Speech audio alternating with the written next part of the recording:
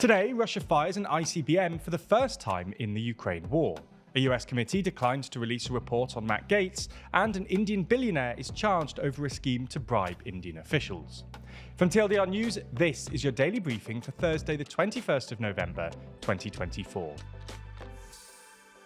Our main story today is the major development unfolding in Ukraine. In a significant escalation of the conflict, Ukraine has reportedly employed British-made Storm Shadow missiles against Russian military targets for the first time. This action follows Ukraine's recent deployment of US long-range ATACMS missiles, authorized by President Joe Biden, marking a decisive shift in the ongoing war. Eyewitness reports and Russian military sources confirm multiple missile strikes targeting areas in the Kursk region, although Russian air defenses claim to have intercepted 2 missiles. The conflict's dynamics intensified during discussions among Western officials at the G20 summit, particularly concerning North Korean forces assisting Russia. UK Prime Minister Sir Keir Starmer emphasised the need for sustained international support for Ukraine, warning that a Russian victory would pose grave security risks in Europe and the Indo-Pacific. Meanwhile, the US is set to supply Ukraine with anti-personnel landmines to counter advancing Russian troops. As tensions rise, Russian President Vladimir Putin's government has adjusted military doctrine, lowering the threshold for nuclear weapon use. A former Ukrainian defence minister told the FT that the authorization to use the British missiles would not be game changers on their own. It's unclear how many Storm Shadows have been given to Ukraine and how many it has remaining in its stocks. But the former defence minister said Kyiv may not need that many if the targeting is done well and the overall planning is done well. Meanwhile, Russia has launched an intercontinental ballistic missile today. It's the first known use in the war of such a powerful nuclear-capable weapon with a range of thousands of kilometers. The Ukrainian Air Force reported the launch after Ukraine fired US and British missiles at targets inside Russia this week, despite warnings by Moscow that it would see such action as a major escalation in the 33-month-old war.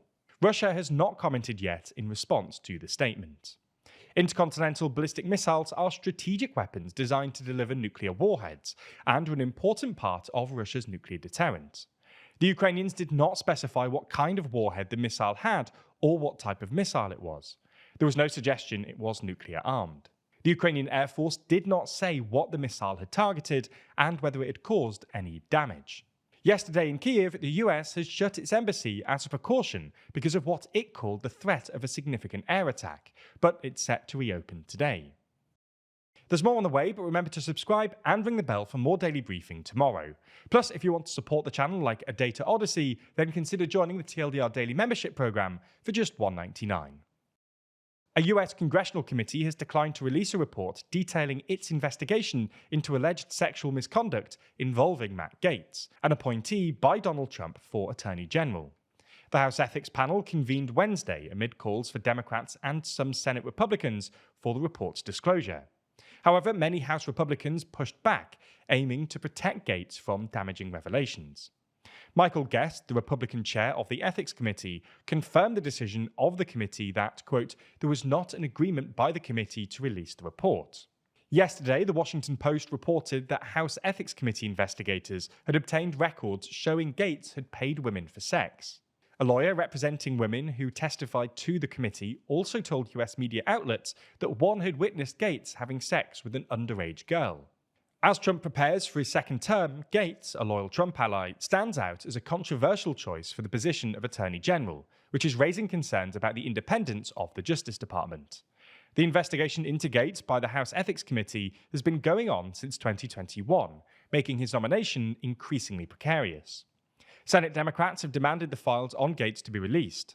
Led by Judiciary Committee Chairman Dick Durbin, the Democratic senators have urged the FBI to release its findings on Gaetz before the confirmation hearings begin.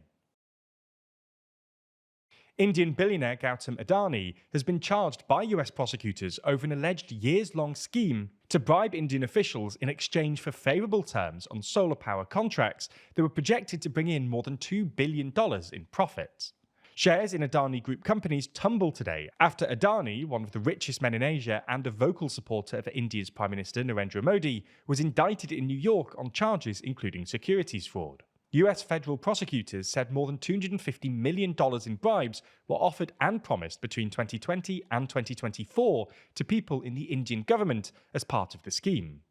7 others were indicted alongside Adani, which includes executives of Adani Energy Subsidies and former employees of a Canadian pension fund. Adani's nephew was amongst the indicted. The scheme was allegedly concealed from the US banks and investigators, from which they raised billions of dollars. India's government did not immediately respond to a request for comment on the indictments. Adani's rise in the business world coincided with India's drive to harness private sector expertise and capital to develop infrastructure, which has accelerated during Modi's decade in power. Moving to some tech news now. Alphabet, the parent company of Google, has been told that it may have to sell Google Chrome, its web browser, in order to end its monopoly over search on the internet. The proposal comes from the US Justice Department, who argued that Google's unlawful behavior has deprived rivals not only of critical distribution channels, but also distribution partners who could otherwise enable entry into these markets by competitors in new and innovative ways. As a result, Google will be highly regulated for around 10 years. Alongside selling Chrome, the DOJ have stipulated that they want Google to be banned from re-entering the browser market for 5 years, and that if they fail to meet the demands of the DOJ and restore competition, it will also have to sell off its Android mobile operating system. In order to tighten any potential loopholes, the DOJ also requested a prohibition on Google buying or investing in search rivals too. Now, it's worth stressing that this is simply what the Justice Department is asking the court to enforce, and nothing has yet been decided. Google will be able to present their proposal to the court in December. And finally, in today's uplifting story, we feature the winning images of this year's International Landscape Photographer of the Year Awards. More than 3,600 photos from around the world were submitted to the competition, which is now in its 11th year. The overall winner was Andrew Milzinski from Canada, whose submission, Winter Cottonwoods, was taken at Cherry Beach, Toronto in Canada. In second place was Ignacio Palacios from Australia, with his photographs of the Yancala Canyon in northwest Turkmenistan and the Cono de Arita Mountain in La Puna, Argentina. In third place was Jorge Popa from Romania, with an aerial view of the Vanatori Neamt Natural Park in Romania, entitled Early Autumn. Finally, special awards were given to Shirley Wong from Taiwan for her photograph Fireflies Flying in the Mist, and Benjamin Barakat from Switzerland with a photo from Namibia entitled The Final Dune. This is just one of many major stories going on, with 2024 marking a major year for both news and elections. In fact, with a majority of the world heading to the polls, 2024 has been a pretty unique and important year. So in the latest issue of our magazine, Too Long, we discussed these elections, diving deep into the 29 biggest elections of the year, making sure you understand what really happened, and commemorating one of the biggest years in news. We don't just discuss elections though, we also run through China's trade issues, Biden's successes and failures, the UK's new opposition leader, and the state of the wars in Ukraine and Gaza. Plus, the fact it's a magazine also means we're not constrained by the time limits or algorithms imposed by YouTube. Unlike fleeting news cycles and algorithmic feeds, Too Long offers thought-provoking analysis and comprehensive coverage that's truly worth holding. Purchasing is also a great way to support the channel. Running TLDR this year has cost just under £800,000. So if you've enjoyed our coverage in 2024, then picking up a copy of Too Long doesn't just get you high-quality reporting, it also allows you to invest in independent journalism and join us in shaping the future of news.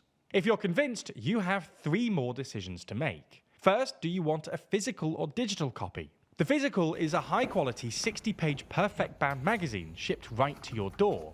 The digital is slightly cheaper, especially if shipping is a concern. Your second choice is the standard or premium edition. The standard is just a copy of the magazine, while premium also gets you access to our monthly behind-the-scenes podcast, The Bullpen, where we break down all of the production of Too Long and TLDR more generally, and you'll get your name printed in the thank you section of the magazine. Finally, do you want to subscribe? If you do, you'll get a copy of Too Long every 4 months, meaning you'll never miss an issue. Plus, you'll also get 25% off every copy as long as you stay subscribed. If you can, subscribing also gives us a reliable income stream, which is super useful for us. Regardless of which option you choose, you can buy a copy right now at toolong.news or click the link in the description. Thanks for your support, and thanks for backing Too Long.